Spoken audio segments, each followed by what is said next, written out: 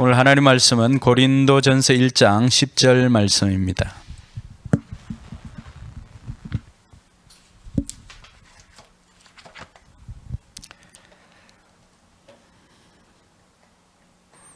네, 고린도전서 1장 10절 말씀. 한 절 말씀입니다. 한 두 번 연속해서 한번 읽어보도록 하겠습니다. 같이 읽습니다. 그런데 형제 자매 여러분, 나는 우리 주 예수 그리스도의 이름으로 여러분에게 권면합니다. 여러분은 모두 같은 말을 하며 여러분 가운데 분열이 없도록 하며 같은 마음과 같은 생각으로 뭉치십시오. 한 번 더 읽겠습니다. 그런데 형제 자매 여러분, 나는 우리 주 예수 그리스도의 이름으로 여러분에게 권면합니다. 여러분은 모두 같은 말을 하며 여러분 가운데 분열이 없도록 하며 같은 마음과 같은 생각으로 뭉치십시오. 아멘. 네, 옆에 앉은 분들과 서로 한번 인사를 할까요? 하늘 복 많이 받으시기 바랍니다.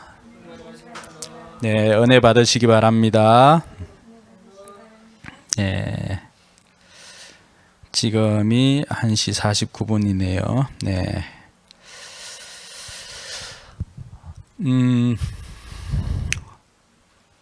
8월달 우리가 인생 업그레이드 시리즈를 마무리하면서 다음번 설교를 뭘로 해야 될까라고 고민하다가 교회에 대한 이야기를 좀 하면 좋겠다라고 하는 생각을 했습니다. 그래서 고린도 교회 이야기를 9월달부터 했으면 좋겠다라고 하는 생각을 가지고 준비를 해 오게 되었습니다. 그래서 오늘부터 시작해서 시간이 허락하는 한 이 고린도 전서 후서를 매주 한 장에서 거기에서 중요한 메시지를 뽑아서 여러분들과 함께 살펴보면서 교회에 대한 생각들을 좀 다시금 정립하는 그러한 시간들이 되었으면 좋겠습니다.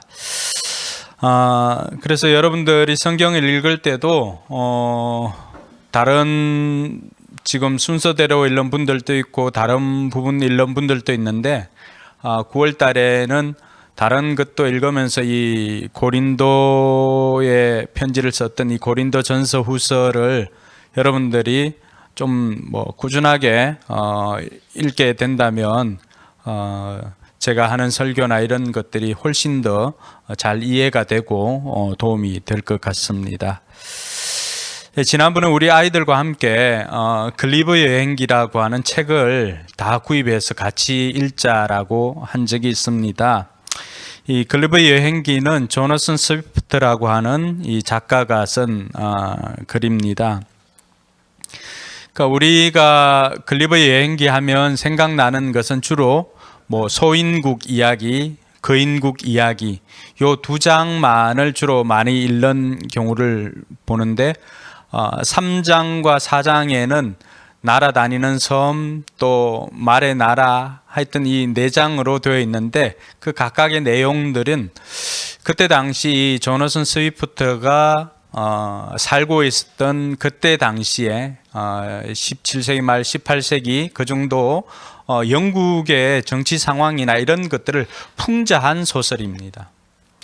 그러니까 우리나라에서 어떻게 보면은 동화로 이렇게 소개되어 있지만 실제로는 그 당시에 영국의 정치 또 사회 이런 것들을 풍자한 그런 글이라고 할 수가 있습니다. 그때 당시는 토리당과 휘그당이라고 하는 그 두 당이 엄청난 그 당파 싸움을 할 때였기 때문에 그러한 것들을 혼란스러운 영국 사회 또 정치 이런 것들을 풍자하는 시대적인 배경을 가지고 있습니다. 영국은 이 왕 중심의 왕당파와 또 의회 중심의 의회파가 계속해서 갈등을 일으키는 그런 구조로 지내왔던 것이죠. 그런데 이 글리버 여행기에도 보면은 그러한 것들이 그대로 나타나 있습니다. 처음에 잡혀갔던 곳이 어디죠? 이 배를 타고 이렇게 가다가 파손되어져서 머물렀던 곳이 소인국입니다. 소인국에 머물러 있을 때 어느 날 거기 그때 당시 소인국의 비서실장 정도 되는 사람이 와서 이 글리브에게 속 이야기를 털어놓습니다. 실은 우리나라가 내우 외환에 사로잡혀 있다. 그래서 그 이야기를 이렇게 들어보니까 그러면은 안으로 내부적인 어려움은 어떤 것이 있는가 들어보니까 거기에는 굽 높은 구두를 신어야 하는 굽 높은 당과 또 구두의 굽을 낮은 걸로 신어야 되는 굽 낮은 당이 계속해서 이런 당파 싸움을 한다는 거예요. 그러면은 또 외부적인 어려움은 어떤 것이 있는가라고 했을 때 예전에 이 소인국에서는 여러분 계란을 이렇게 삶아서 깨 먹을 때 여러분 어디로 깨 먹으세요? 옆 사람 머리로 이렇게 깨 먹는 경우가 많은데 여러분 그때 당시에 이 소인국에서는 이 넓은 쪽으로 깨 먹었습니다. 넓은 쪽으로 깨 먹다가 어느 날 왕의 할아버지가 넓은 쪽으로 이렇게 깨다가 손이 그 껍질이 베어졌습니다. 그래서 왕이 그때부터 우리나라에서는 이제 앞으로 무조건 계란은 좁은 쪽으로 깨 먹는다라고 칙령을 발표했습니다. 그랬을 때 그 칙령을 발표했을 때 수많은 사람들이 어떻게 계란을 좁은 곳으로 깨 먹을 수 있느냐, 나는 결코 좁은 곳으로 깨 먹지 않고 넓은 곳으로 깨 먹겠다라고 주장을 하면서 그걸 고수하다가 11,000명이 죽습니다. 너무 황당하지요? 그리고 그 이념을 지키기 위해서 나는 결코 계란을 넓은 쪽으로, 달걀을 넓은 쪽으로 깨 먹겠다라고 그것을 주장했던 사람은 다른 나라로 이제 넘어가게 됐습니다. 다른 적국으로. 그래서 그 나라에 이 사람들이 피신을 갔지만은 때가 되면은 늘 이 좁은 쪽으로 깨 먹는 소인국을 공격하려고 호시탐탐 이 침략을 노리고 했던 것입니다. 그러니까 우리가 볼 때는 여러분 구두굽을 높은 것을 신으나 낮은 것을 신으나 그것이 무슨 의미가 있겠습니까? 또 달걀을 넓은 쪽으로 깨 먹든지 좁은 쪽으로 깨 먹든지 그게 무슨 의미가 있겠습니까? 그러니까 이걸 통해서 이 조너선 스위프트가 하나 하고자 하는 이야기가 뭡니까? 사람들은 중요한 것 때문에 싸우는 것이 아니라 아주 사소한 것이지만 그 사소한 것 때문에 목숨 걸고 싸우더라고 하는 것입니다. 이것은 비단 외국에만 있는 것이 아니죠. 우리나라도 고려가 무너지고 조선 개국할 때 그 훈구파와 살인파가 또 대립을 합니다. 그러니까 훈구파는 우리가 알고 있는 그 개혁 중심에 서 있는 사람들입니다. 그러니까 정도전 같은 사람들.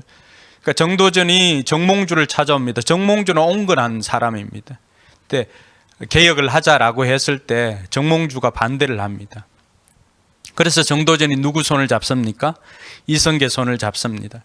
그렇게 해서 조선을 이렇게 세운 사람들을 조선 개국의 1등 공신, 그 사람들을 훈구대신이라고 그렇게 부릅니다. 그 사람들을 우리가 훈구파라고 하고 그렇게 이야기를 합니다. 그 훈구파는 뭐예요? 훈장을 줘야 하는 구세력, 그러니까 훈구파입니다. 그러니까 이해가 되겠지요.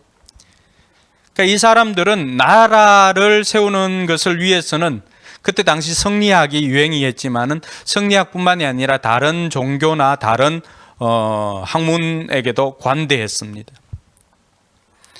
거기에는 한명회, 권남, 신숙주 이런 사람들이 다 훈구파입니다.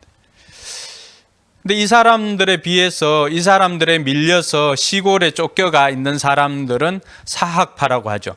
훈구파가 관학파 같으면은 이 사림에 있는 사학파들은 향촌에 쫓겨가서 거기에서 서당에서 오로지 성리학만 공부하는 사람들이 있었습니다. 그 사람들을 사학파나 사림이라고 그렇게 부릅니다. 근데 훈구파가 너무나 세력이 세지니까 거기에 한명회라고 하는 우리가 잘 알고 있는 사람이 있지 않습니까? 그러니까 한명회 사위가 성종입니다. 성종. 그러니까 너무나 훈구파가 득세하니까 그게 싫어가지고 이 성종이 살인파에서 한 사람을 데리고 옵니다.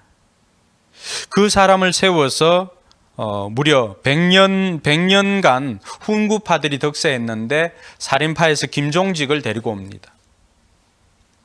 그때부터는 이 훈구파가 밀려나는 것 같지만은 성종이 죽고 난 다음에 어떤, 오늘 역사 시간 아니죠? 연산군이 이렇게 했을 때 밀려났던 훈구파에서 옛날에 세조가 왕위를 창탈하고 이렇게 할 때 상소문을 올린 사람이 살인파라고 하는 것을 고자질하면서 왕의 마음을 심기를 불편하게 합니다. 그래서 연산군 때 이 살인파가 화를 당합니다. 4가지 화를 당합니다. 4번에. 우리는 살인파가 화를 당했으니까 이를 뭐라고 부릅니까? 사화, 무오사화, 갑신사화, 이런 네 가지 사화가 그때 일어난 것입니다. 기묘, 을사사화, 이런 것들이 다 살인파들이 이 압박을, 화를 입은 그런 것입니다. 그러니까 살인파는 그때부터 시작해서 오로지 관직에 가야 되겠다라고 하는 일념으로 공부에만 집중을 합니다. 그렇게 해서 나중에 이제는 이 사람들이 살인파가 정권을 잡게 되고 뭐 홍문관이나 사헌부나 사관원 이런 데 다 살인파들이 이제 득세를 하게 됩니다. 자, 그렇게 하면은 이제 뭐 당파 싸움이나 이런 게 끝날 것 같잖아. 그죠? 훈구파는 자연히 역사의 뒤로 물러났습니다. 살인파가 집권을 하면은 당파 싸움이 끝날 것 같지만은 근데 그 살인파 안에도 또 동인과 서인으로 나눕니다. 그 서인이 먼저 정권을 잡게 되니까 서인에는 뭐가 있습니까? 또 소론과 노론으로 나눕니다. 또 노론에는 호론과 낙론으로 나눕니다. 그러니까 한 번으로 끝날 것 같지만 분열은 계속적인 분열을 파당을 일으키게 되어 있다는 거죠. 동인은 어떻습니까? 동인이 잡으면 괜찮을 것 같지만 동인은 또 북인과 남인으로 나눕니다. 북인은 대북과 소북으로 나누고 또 남인은 청남과 탕남으로 나눕니다. 한 번 당파가 생길 수도 있지만 그 당파가 분열이 되고 분립이 되고 하니까 계속적으로 이런 당파가 분열 양상을 보입니다. 이것이 조선이 거의 나중에는 이것 때문에 임진왜란이나 외란을 겪는 이런 일들도 이런 것 때문에 생기지 않았습니까? 나라만 그런 것이 아니라 교회는 어떨까요? 제가 알고 있는 교회도 그 한 교회가 어려움이 있어서 그 중에 몇 사람들이 나와서 교회를 세웠습니다. 우리는 저렇게 하지 말자. 근데 나온 교회가 한 5년 정도는 평안하다가 그 5년 뒤에 또 거기에서도 분립이 일어나더라고 하는 거죠. 거기에서 사역을 냈던 목사님 이야기를 들었습니다. 나오면은 괜찮은 것 같고 그것 때문에 나왔지만은 나와서 좀 안정을 취하니까 시간이 되니까 또 그 이전에서 했던 그 형태 그대로 또 교회가 또 분립되더라고 하는 거예요. 우리 강서구 안에도 그렇게 큰 교회가 분립해서 어려움이 있어서 나온 교회들, 그 나온 교회들이 또 쪼개지고 하는 일들이 있습니다. 그러니까 그런 교회들은 매 그 목사님 표현으로는 5년마다 담임이 바뀐다. 5년마다. 왜 이런 분립이 또 왜 이런 파당이 일어나게 되는가? 그러니까 인간이 모인 공동체는 파벌이 있을 수밖에 없습니다. 왜냐하면 우리 인간이 죄성을 가지고 있기 때문에 다 이 자기 마음대로 되기를 원하는 거죠. 말씀에도 보면은 우리 인간 공동체가 이런 파벌이 생길 수 있는 것은 죄 때문일 뿐만이 아니라 또 한 가지 이유는 은혜를 받지 못하기 때문입니다. 은혜가 있을 때는 모든 것이 다 은혜로 말미암아서 다 지나갈 수 있습니다. 근데 은혜를 받지 못하고 은혜가 떨어지면 어떻습니까? 이제는 다른 것들이 보이기 시작하는 것이죠. 오늘 이 바울이 고린도에 있는 이 고린도 교회에 편지를 씁니다. 근데 많은 이야기들을 쓸 수가 있잖아요. 많은 이야기들을. 근데 인사를 끝마치고 난 다음에 바울이 이 고린도 교회에 고린도 전서 1장에서 하고자 하는 말이 뭔가 보니까 여러분 얼마나 중요한 이야기들이 많이 있겠습니까? 그런데 바울이 생각할 때 고린도 교회에 있어서 가장 큰 문제는 파당이다, 파당. 그래서 이 고린도 교회를 향해서 파당을 짓지 말라라고 하면서 그 이야기를 기록한 것이 고린도전서 1장입니다. 여러분 고린도는 어떤 교회입니까? 고린도는 어떤 도시입니까? 그리스 남단에 있는 항구 도시입니다. 아테네에서 하면은 한 서쪽으로 64km 정도 떨어져 있는 곳인데 그때 당시 지중해 연안 국가들의 해상 무역 중심 나라가 바로 도시가 고린도입니다. 그리스 사람들은 그때 당시 아프로디테라고 하는 이름으로 불리는 여신이 있고요. 또 로마 사람들은 그 아프로디테를 로마 사람들은 비너스라고 부릅니다. 비너스 알지요? 여성 속옷 네이도 비너스가 있습니다. 그 비너스는 사랑의 여신입니다. 사랑의 여신.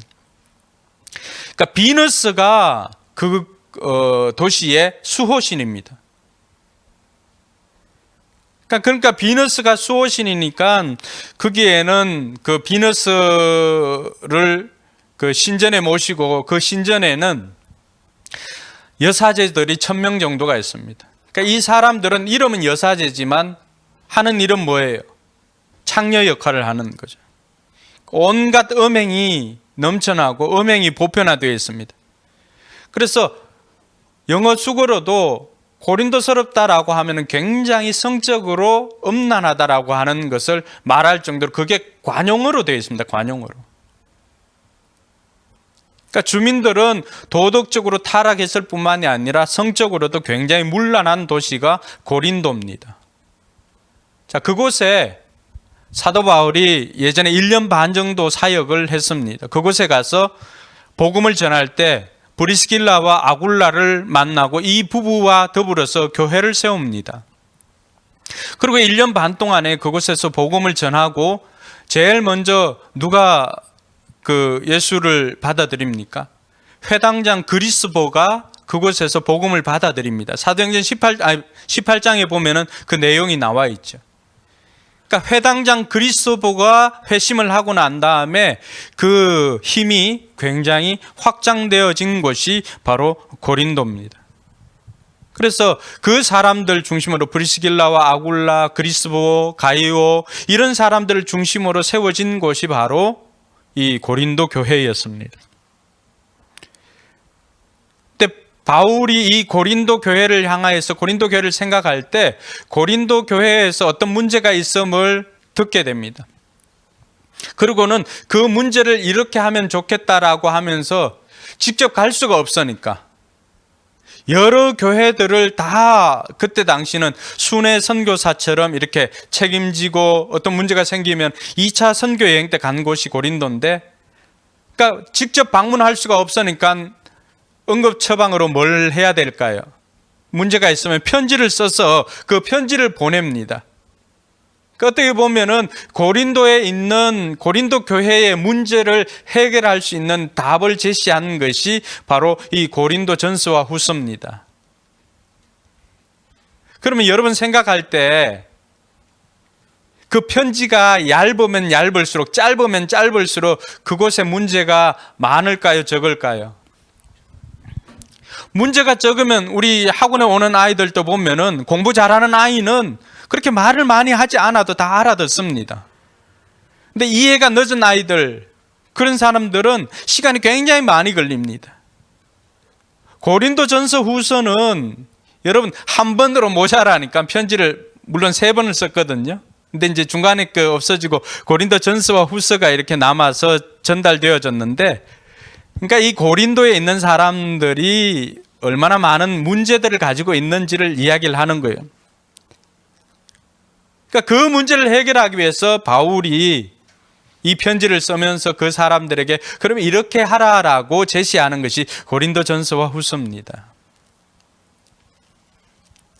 어떻게 보면은 이 고린도 전후서야말로 교회 안에서 그 이전에도 이후에도 교회 안에서 생길 수 있을 만한 모든 문제들이 이 고린도 전후서 안에 다 들어있다고 해도 과언이 아닐 것입니다. 그래서 우리는 우리에게 파벌이 있거나 이렇지 않지만은 이런 것들을 통해서 예방 차원에서도 미리 이런 것들을 알고 교회가 문제가 생기기 전에 예방 차원에서라도 이런 것들을 숙지해서 나아가는 것이 도움이 될 것이라고 생각이 되어집니다. 그럼 고린도 교회가 어떤 교회였는가? 오늘 4절에 보니까 하나님의 은혜를 많이 경험한 교회였습니다. 그래서 바울이 고린도 교회를 생각할 때마다 너희들에게 임한 하나님의 은혜를 생각하니까 내가 하나님께 늘 감사하노라고 그렇게 고백을 할 정도로 하나님의 은혜를 많이 받은 교회가 고린도 교회입니다. 또 5절에 보니까요, 모든 면에서 풍족하게 되었고 온갖 언변과 온갖 지식이 늘어났다라고 했습니다. 뭘 이야기하냐 그러면 온갖 언변이라고 하는 것은 이 고린도 교회는 전도를 잘하는 교회였습니다. 전도를 잘하고 지식이 풍족했다라고 할 때 그 지식은 어떤 지식이냐 하면은 성경 지식이 다른 사람들보다도 훨씬 많았습니다. 거기에 누구 영향이 있냐 그러면은 아볼로라고 하는 성경 교사가 그곳에 있어가지고 이 사람들에게 아볼로가 이 성경 공부를 많이 했습니다. 물론 바울도 많이 했지만은. 그러니까 다른 어떤 교회들보다도 성경 지식도 많았습니다. 이 6절에 보니까 그리스도에 관한 증언이 여러분 가운데서 이렇게 튼튼하게 자리 잡았습니다. 이 말은 뭘까요? 구원의 확신도 분명했다라고 하는 거예요. 7절은요. 그리하여 여러분은 어떠한 은사에도 부족한 것이 없으며 우리 주 예수 그리스도의 나타나심을 기다리고 있습니다. 뭐라고 말합니까? 어떤 은사에도 부족한 것이 없다라고 하는 것은 은사도 많이 받았다는 거예요. 그리고 그리스도의 나타나심을 기다리고라고 하는 그 말을 보면은 이 사람들 신앙은 바울이 가르쳤던 것처럼 재림 신앙으로 잘 무장되어 있었던 사람들입니다. 여러분 이것만 생각하면은 고린도 교회 성도들이야말로 그 어떤 성도들보다도 하나님께로부터 많은 은사도 받고 또 은혜도 받고 그리고 전도도 잘하고 그리고 성경 지식도 많이 알고 있고 재림 신앙도 있고 구원의 확신도 있고 여러분 이보다 더 확실한 성도가 어디에 있겠습니까? 근데 성경이 말하고 있는 것은 이러한 것들을 많이 가지고 있다고 해서 이 사람들을 성숙한 사람, 즉 다른 말로 표현하면 제자다라고 표현하지는 않습니다. 이 사람들이 성숙했으면 성숙한 사람들에게 나타나는 특징이 있어야 되는데 성숙한 사람들에게 나타나는 특징이 없습니다. 오히려 성숙한 사람이 아니라 어린 사람에게 나타나는 자기 중심적인 신앙, 자기 중심, 이기적인 것들이 있으니까 뭐가 생깁니까? 파당이 생기는 거죠. 자, 이런 상황 가운데서 오늘 우리 세번역에는 그런데라고 되어 있는데 개역 개정에 보면은 없습니다. 그냥 형제들아라고 하는데 헬라어 원문에 보면은 우데라고 하는 그 표현을 써가지고 접속사 하나를 통해서 바울이 지금 이런 상황 가운데 형편을 이야기하고 그런데라고 하면서 너희들에게 할 말이 있다라고 하는 거예요. 이런 좋은 일들이 많이 있음에도 불구하고 그렇지만은 내가 여러분에게 권면할 것이 한 가지 있다라고 했습니다. 여러분 예수님께서 요한계시록에도 보면 에베소 교회의 칭찬을 쭉 하지 않습니까? 그러면서 이렇게 많이 있지만 그러나 너희들이 어디서부터 첫사랑을 잃어버렸는지를 기억하고 그 첫사랑을 회복하라고 이야기를 해줍니다. 그런 것처럼 오늘 고린도 교회도 바울이 이 고린도 교회를 생각해 보니까 이런 많은 것들을 받았지만은 여전히 성숙하지 못하고 제자의 삶을 살지 못하고 어린 아이와 같은 신앙으로 파당을 일으키며 싸우고 있는 여러분들에게 할 말이 있습니다 라고 하면서 했던 것이 오늘 10절 말씀입니다. 같이 한번 읽어볼까요? 형제자매 여러분 시작. 그런데 형제자매 여러분 나는 우리 주 예수 그리스도의 이름으로 말미암아 여러분에게 권면합니다. 여러분은 모두 같은 말을 하며 여러분 가운데 분열이 없도록 하며 같은 마음과 같은 생각으로 뭉치십시오. 예, 바울이 오늘 이 고린도 성도들에게 하고자 하는 말이 뭡니까? 같은 말을 하며 여러분 가운데 분열이 없더니 이 분열은 완전히 나누어지는 거거든요. 같은 마음과 같은 생각으로 뭉치라고 하는 거예요. 하나가 되라고 하는 거예요. 같은 말을 하고 같은 마음을 가지고 같은 생각으로 분열하지 말고 하나가 되라고 하는 것이 바울이 그것을 고린도 교회에 하고 싶은 말이었습니다.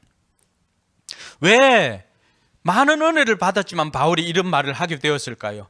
바로 11절에 있는 그 이유 때문입니다. 11절에 가보니까 글로의 집에서 사람들이 와서 이 바울에게 소식을 전해 주었는데 이 고린도 교회의 소식을 전해 주었습니다. 그 소식을 들어보니까 어떤 거예요?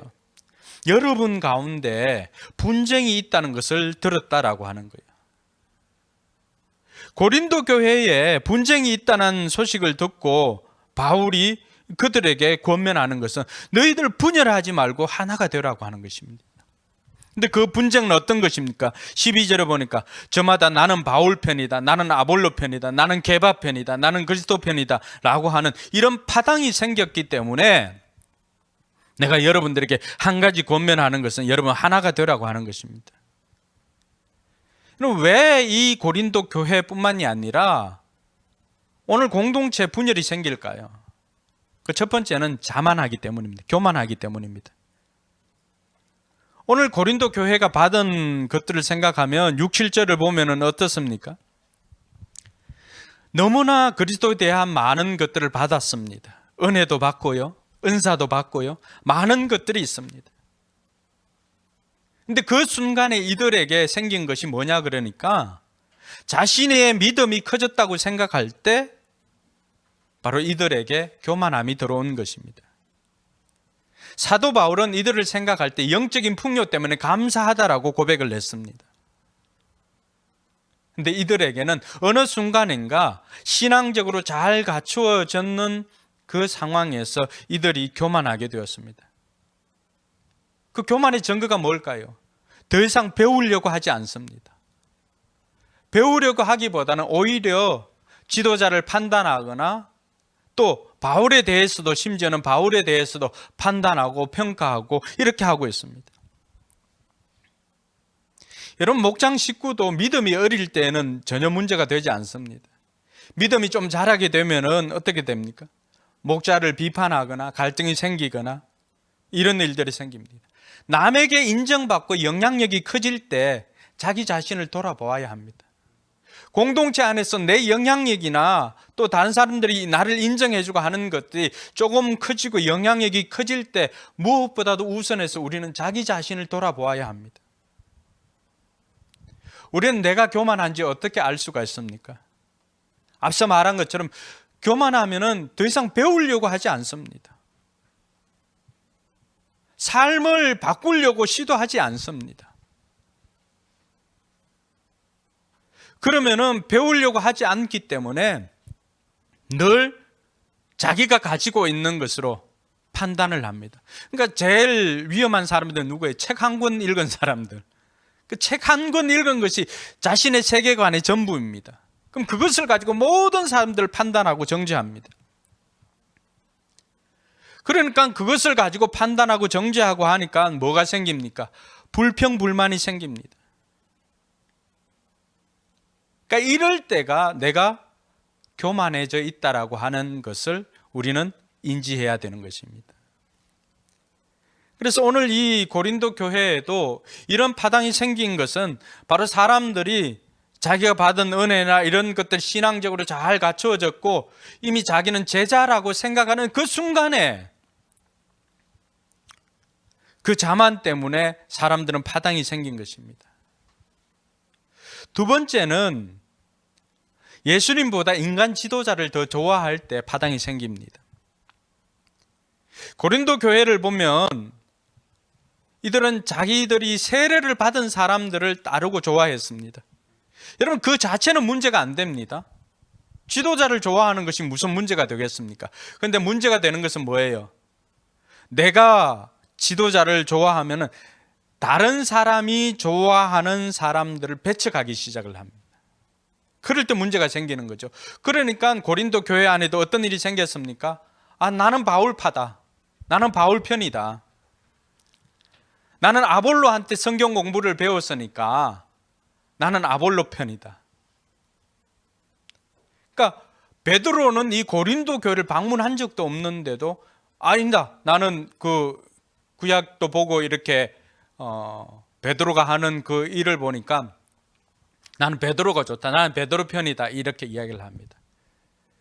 그러니까 그런 사람들이 있으면은 또 어떤 생각이 듭니까? 그 가운데 야, 나는 이것도 저것도 싫다, 나는 그리스도파다, 나는 예수님만 따르는 그리스도파다. 여러분, 그 그리스도를 따르는 것이 뭐가 문제가 되겠습니까? 그리스도를 따른다고 하면은 그리스도가 하는 행동을 해야 되지요. 너희가 나를 사랑하면, 그래서 요한복음 14장 15절에 너희가 나를 사랑하면 내 계명을 지킬지어다라고 그렇게 말합니다. 예수님은 하나가 되기를 원했지만은 심지어 나는 그리스도파라고 하는 사람들조차도 뭘 하는 겁니까? 게바를 따르는 사람들을 미워합니다. 바울을 따르는 사람들을 미워합니다. 아볼로를 따르는 사람들을 미워합니다. 그러는 것이 무슨 그리스도파라고, 그리스도를 따른다고 할 수가 있습니까? 그러니까 이들에게는 제자의 모습이 없는 거예요.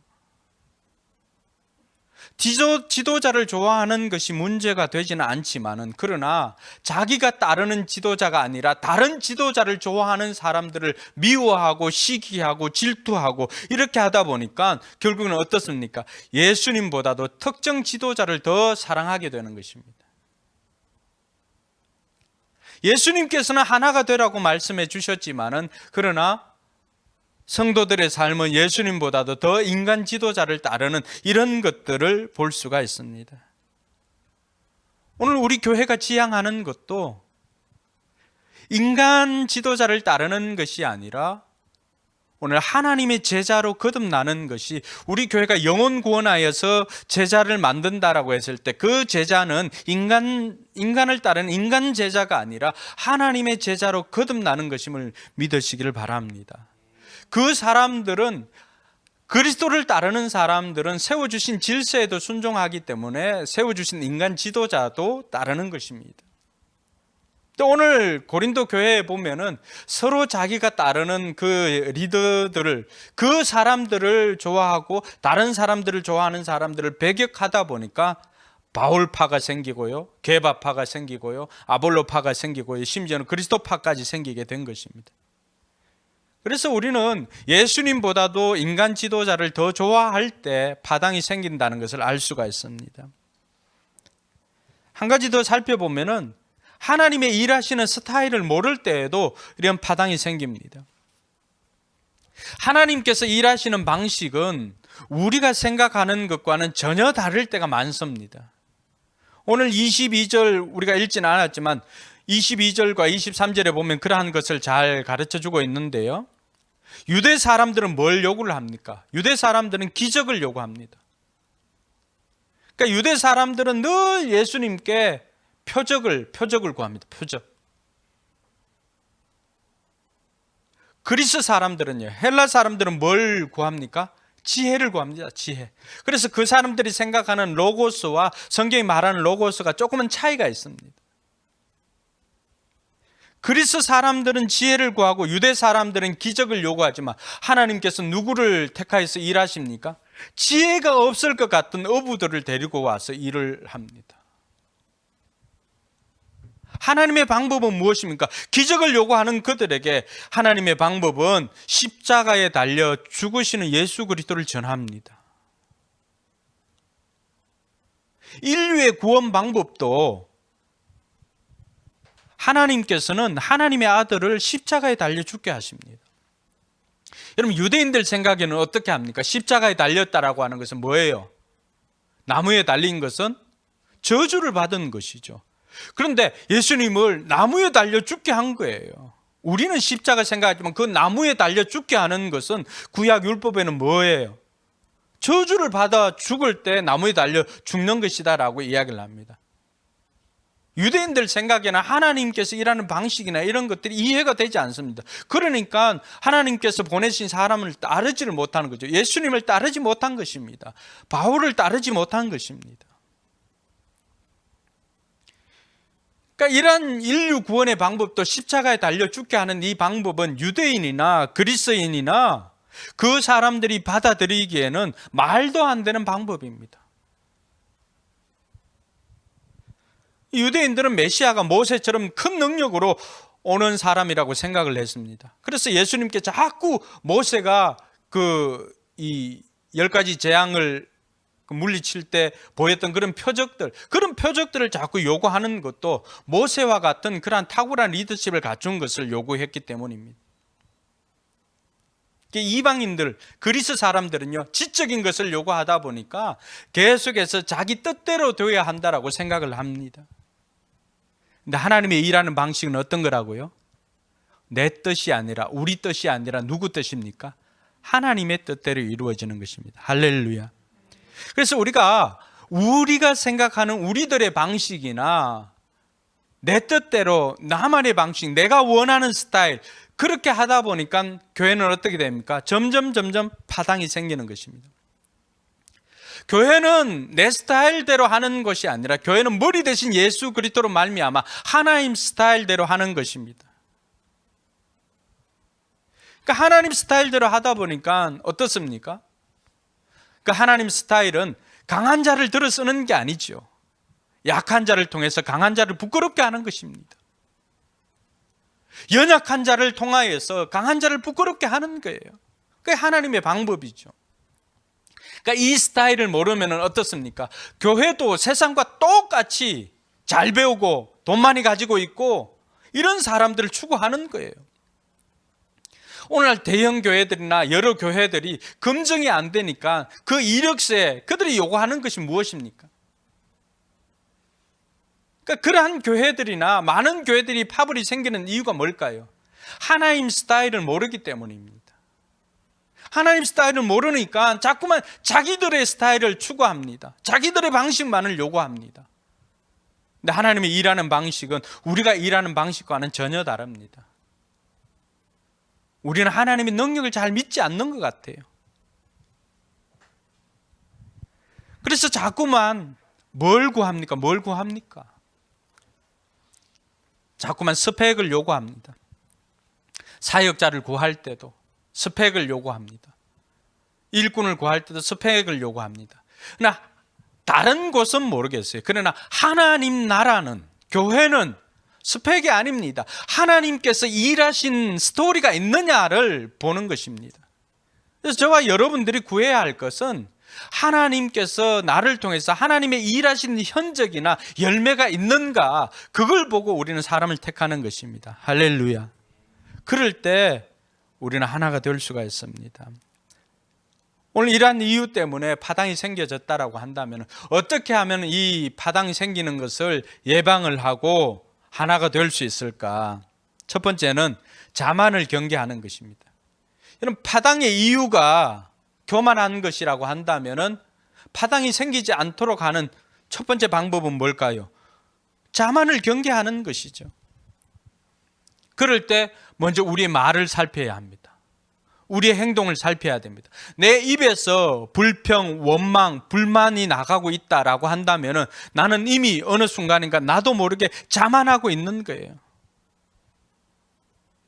졸면서도 다 할 수 있다라고 하는 자만에 빠져 있으면은 넘기지를 못합니다. 고린도전서 10장 12절에 뭐라고 되어 있습니까? 같이 읽어볼까요? 그러므로 서 있다고 생각하는 사람은 넘어지지 않도록. 네. 우리가 항상 나는 이제 더 이상 안 배워도 돼, 나는 이 정도면 돼 라고 만족하는 순간에 우리는 넘어질 수 있습니다. 목사도 마찬가지고요. 그래서 저와 여러분들은 배우기를 멈추지 말아야 합니다. 배우기를. 늘 말씀 가운데 서 있기를 사모해야 되고요. 배우기를 포기하는 순간에 우리는 나는 교만하게 살겠다라고 하는 그 의지가 들어있음을 알 수가 있습니다. 성경이 우리에게 가르쳐주고 있는 교훈은 뭡니까? 신앙생활은 어느 누구도 자만할 수 없다라고 하는 것입니다. 다윗이 그랬습니다. 다윗도 우리가 알고 있는 다윗, 그 어떤 왕보다도 위대한 왕이었지만은 그가 있어야 할 자리에 있지 못하고 해야 할 일을 하지 못할 때 그에게는 뭐가 찾아옵니까? 유혹이 쉽게 넘어집니다. 왕이 출전해야 될 때도 그것을 분별하지 못하고 출전하지 않고 기도해야 할 그 순간에도 기도하지 않고 자기 욕망대로 선택을 하고 판단을 하니까 어떻습니까? 넘어지는 거죠. 그 대가가 여러분 믿음의 용사로 하나님의 후사를 결정하는 그 일을 감당하는 복을 누리지만은, 그러나 그것을 이루어가는 과정은 너무나 큰 시련이 있습니다. 자기 아들들에 대해서도요, 고통을 받고 이런 일들이 생깁니다. 아브라함은 어떻습니까? 아브라함도 하나님의 믿음의 조상으로 세워져 있지만은 그 믿음의 조상으로 세워지기 전까지 그도 수많은 유혹 앞에서 교만하면 언제든지 넘어질 수 있다라고 하는 것을 우리에게 보여줍니다. 모세는 어떻습니까? 베드로는 어떻습니까? 그렇게 호언장담하고 예수님의 능력을 경험하고 예수님 접근해서 예수님과 함께 3년을 보냈으면서도 어떻습니까? 그렇게 호언장담했지만은 새벽닭이 울 때 예수님 모른다고 저주하면서까지 부인했던 것이 베드로의 모습 아닙니까? 나는 안 그래. 아닙니다. 어느 누구도 우리 모두가 다 그럴 수가 있습니다. 우리 모두가 다 교만할 수가 있습니다. 조금 작은 것이 이루어지면 그 작은 것 이루어진 것에 취해서 언제든지 우리는 교만할 수 있는 존재라고 하는 것을 기억을 해야 됩니다. 그러므로 우리가 우리 마음속에 새겨야 하는 것은 Not I, but Christ. 내가 아니라 그러나 예수님입니다 라고 하는 그 고백이 우리 심장에 새겨져야 할 줄로 믿습니다. 그래서 우리는 이 배움을 포기할 때 이런 교만이 온다라고 하는 것을 알고, 여러분 앞으로 삶 공부가 주어지면은 여러분 앞장서서 그 삶 공부나 이런 것들을 통하여서 여러분 교만을 내려놓고 겸손하게 하나님의 은혜의 자리에 나갈 수 있기를 바랍니다. 그 배우기를 포기하면은 우리 입에서는 원망, 불평, 판단, 평가 이런 것들이 나가는 것이죠. 심지어 바울도 평가한 사람이 예수님을 평가하지 않겠어요? 그러한 것들이 이 고린도 교회에서 나타나는 현상이라고 한다면은 오늘 우리에게도 우리가 배우기를 멈추고 우리도 교만하면 언제든지 이런 것들이 나타날 수가 있기 때문에 저와 여러분들이 배우기를 택하고 더욱더 겸손하게 하나님 앞에 나아갈 수 있기를 주님의 이름으로 축원합니다. 두 번째는 이 하나됨을 지상 과제로 알고 추구를 해야 됩니다. 오늘 10절에 바울이 이 고린도 교회에 던져주는 메시지가 하나 되라고 하는 것 아닙니까? 예수님께서는 하나됨을 자신이 하나님께로부터 이 땅에 온 증거라고 우리에게 설명을 해줍니다. 요한복음 17장 21절에 보면요, 같이 한번 읽어볼까요? 아버지께서 내 안에 계시고 내가 아버지 안에 있는 것 같이 그들도 하나가 되어서 우리 안에 있게 하여 주십시오. 그래서 아버지께서 나를 보내셨다는 것을 세상이 믿게 하여 주십시오. 아멘. 여러분, 예수님께서는 이 하나됨을 자기가 하나님께로부터 이 땅에 온 증거라고 할 정도로 이 하나됨을 추구했습니다. 왜요? 세상은 하나 되기가 굉장히 어려운 구조입니다. 세상은 이익에 따라서 조건에 따라서 움직이기 때문에 하나가 된다는 것은 굉장히 어려운 구조입니다. 그런데 교회는 어떻습니까? 여러 가지 이익이나 형편이나 조건이나 이런 것 관계없이 하나가 될 수 있는 곳이 교회입니다. 할렐루야. 왜 그럴까요? 에베소 4장에 보니까 성령이 하나 되게 하신 것을 뭐라고 했습니까? 힘써 지키라. 성령이 하나 되게 하신 것을 힘써 지키는 노력이 있기 때문에 하나가 되는 것입니다. 예수님께서 하나됨을 추구했던 것처럼 머리 대신 예수를 따르는 모든 사람들이 지상 과제로 알고 나아가야 되는 것은 이 하나됨을 위해서 나아가라고 하는 것입니다. 그래서 바울이 오늘 고린도 교회에 그 많은 이야기들을 하고 싶지만은 그 많은 문제들이 있는 가운데 가장 첫 번째로 꽂았던 게 뭡니까? 하나 되라고 하는 거예요. 하나 되라고 하는 거예요. 그래서 리더들도 사역의 효율이나 하나 되는 것이 어떤 걸 선택해야 된다면은 사역이 잘 되는 것보다도 하나됨을 추구해야 됩니다. 그게 하나님께서 교회를 통해서 이루고자 하는 것입니다. 저는 이 가정교회를 통해서 이런 조건 없이 하나 되는 것들을 많이 경험을 하게 됩니다. 여러분, 지금 제가 온라인으로 세축 공부를 하고 있지만 거기에는 침례교도 있고요, 감리교도 있고 성결교, 장로교 다 있습니다. 근데 조건 없이 그들이 자기가 배웠던 것, 자기가 쌓아왔던 것들 다 내어줍니다. 언제 어디서든 가정교회를 이렇게 방문하고 불시에 방문하고 그분들에게 연락해서 만난대. 지난주에도 제가 강화도 갔다 왔거든요. 주말씀교회에 갔다 왔는데 우리하고 거의 한두 달 차이로 똑같이 시작했는데 이제 한 10년째가 되는 그런 교회입니다. 거기도 물이 새는 그 건물에서 계속해서 이렇게 있다가 하나님께서 은혜를 주어가지고 그 500여 평이나 되는 곳에 단독 건물로 이렇게 이사를 했더라고요. 그래서 그 장소를 보고 지난주에 이제 주일날 가서 만나고 이렇게 왔습니다. 근데 저희들은 우리가 고맙다고 표현하지만 그 목사님은 찾아와 주셔서 고맙다고 인사를 하고 우리에게 맛있는 또 저녁까지도 대접해 주었습니다.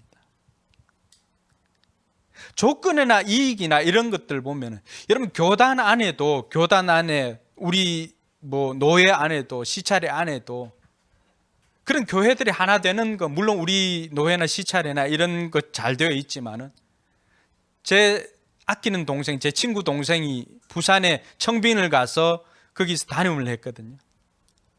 근데 노예 안에서도 정치를 해가지고 이게 소송까지 갔습니다.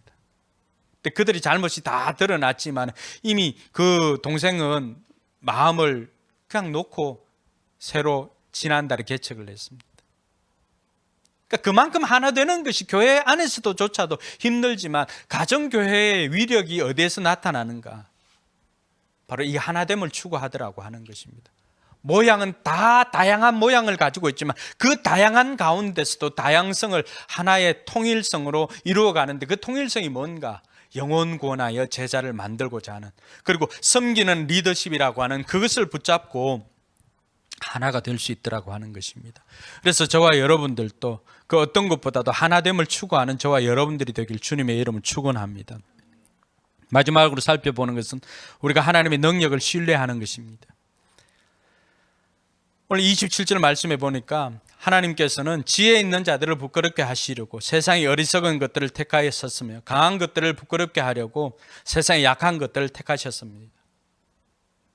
하나님께서는 어떤 사람이든지 하나님께서 택하시면 하나님의 능력은 그 사람을 통하여서 이룰 수 있다라고 하는 것을 가르쳐주고 있습니다. 오늘 저와 여러분들이 우리가 목사로서 또 목자로서 이렇게 사역을 하고 있다라고 했을 때 우리를 사용하는 것은 우리의 신분이나 우리의 능력이나 우리의 재력이나 우리의 배움이나 이런 것 때문이 아니라고 하는 것입니다. 사역의 열매는 전적으로 하나님께 달려 있습니다. 할렐루야. 근데 하나님께서 왜 연약한 우리를 또 부족한 우리를 통하여서 일하고 싶어 하십니까? 하나님께서 자신이 있기 때문입니다. 내가 너를 지명하여 불렀나니 너는 내 것이라. 하나님께서 우리를 너는 내 것이라고 불러주셨을 때는 하나님께서 우리를 책임지겠다라고 하는 그 의지가, 하나님의 의지가 우리보다도 더 크게 작용하고 있는 것입니다. 할렐루야. 그러므로 우리가 세운 리더에 대해서 그 사람에 대해서 그 사람이 이것이 좋고 저것이 나쁘고 이것을 잘하네 저것을 못하네 이렇게 판단할 것이 아니라고 하는 것입니다. 그를 세운 분은 누구예요? 하나님입니다. 하나님께서 그를 통하여서 일하고자 한다라고 하는 것입니다. 두 가지만 확인하면 됩니다. 두 가지만. 그 한 가지는 그 사람이 하나님 뜻대로 살려고 노력하고 있는가, 그거 보십시오. 하나님 뜻대로 살려고 노력하고 있는가가 확인이 되어주면 따릅니다. 그렇게 세운 리더들은 하나님의 뜻대로 살도록 하나님께서 세운 것입니다. 그리고 또 한 가지는 그 사람이 기도하는 사람인가 확인하는 것입니다. 그 사람이 기도하는 사람일 때는 최소한 이 사람은 자기 뜻이 아니라 하나님의 뜻을 구하는 사람이고 하나님의 능력으로 살아가는 사람인가를 우리는 확인할 수가 있습니다. 그 두 가지가 확인되어지면은 나머지는 하나님께 맡기고 순종하며 따라가는 것입니다. 할렐루야.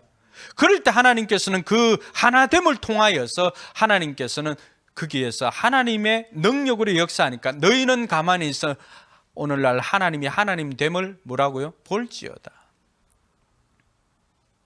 오늘 저와 여러분들이 교회 하나됨을 통하여서 이 하나님의 능력을 신뢰하고 나아가는 저와 여러분들이 되기를 바랍니다. 변화시키고 열매 맺게 하시는 분은 하나님이십니다. 그래서 저와 여러분들이 겸손히 하나님의 뜻을 구하고 살아갈 때 하나님께서는 우리를 통해서 하나님의 나라를 이 땅 가운데 세워가게 될 줄로 믿으시기 바랍니다.